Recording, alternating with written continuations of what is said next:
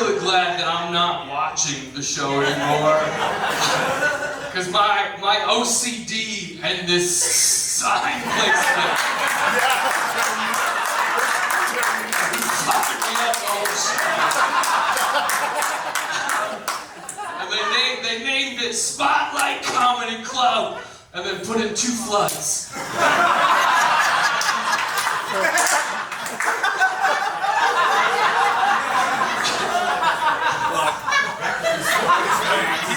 First the name or the lights.